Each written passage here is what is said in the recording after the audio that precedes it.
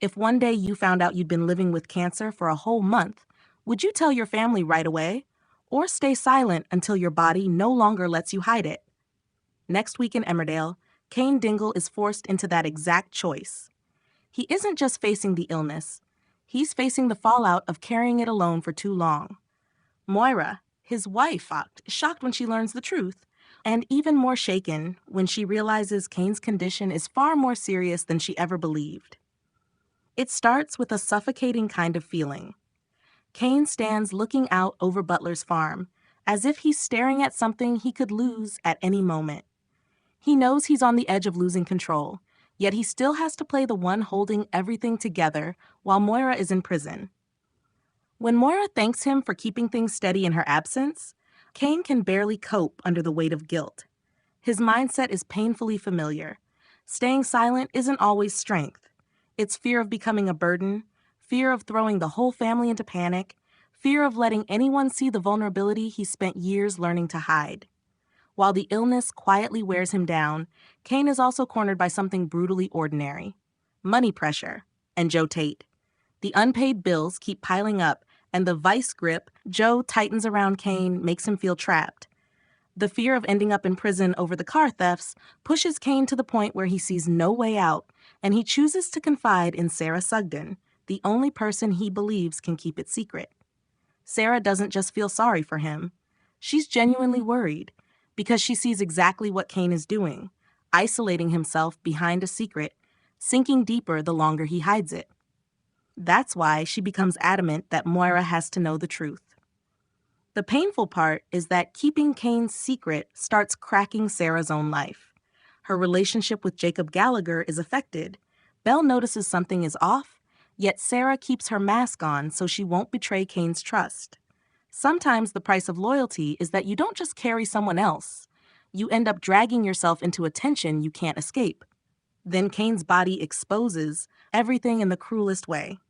In the Woolpack bathroom, he's hit with intense pain while urinating, and when he looks down and sees blood in the toilet, fear explodes into real panic.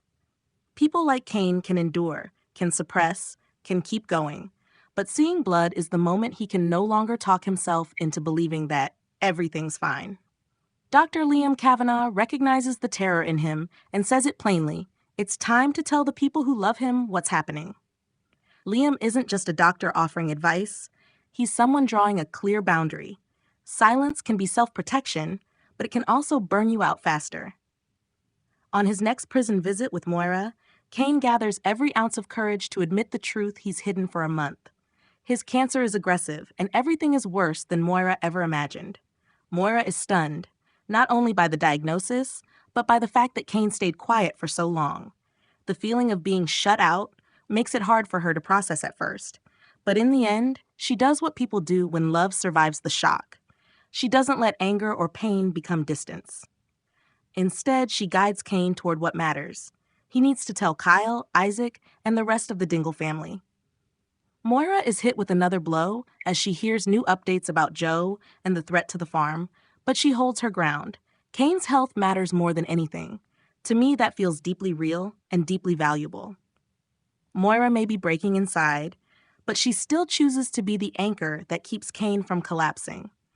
Once Cain accepts he can't keep doing this alone, he begins to step into a new chapter by telling the people closest to him. The Dingle family gathers at the Woolpack to show their support, a collective embrace pulling Cain out of the darkest place he's locked himself into. But the hardest moment isn't in the crowd.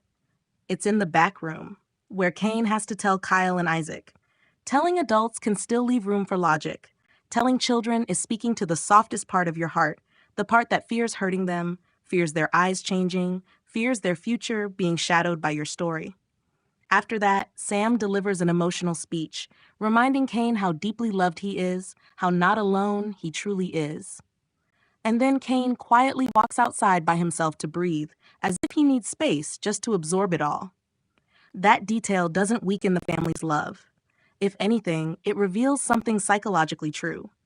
When you've lived as the strong one, being cared for can feel overwhelming, because it forces you to admit you're fragile, and you can't hide behind the old armor anymore. My personal view is that Cain isn't silent because he's cold or selfish. He's silent because he carries a kind of pride and a very typical fear found in people who always play the pillar. He's afraid of making others worry, afraid the family will fall apart while Moira is in prison, afraid of losing the image of the one who holds it all, and deeper than that, afraid that once he says it out loud, he'll have to face a reality he isn't ready to name. But next week's story seems to argue that strength isn't hiding. It's letting people stand beside you when you're at your weakest. And once Cain finally speaks, the remaining question is this: how will he live in this new chapter? Facing treatment, facing the pressure from Joe, facing the threat of losing the farm when this time he no longer can, or no longer should, walk through it alone.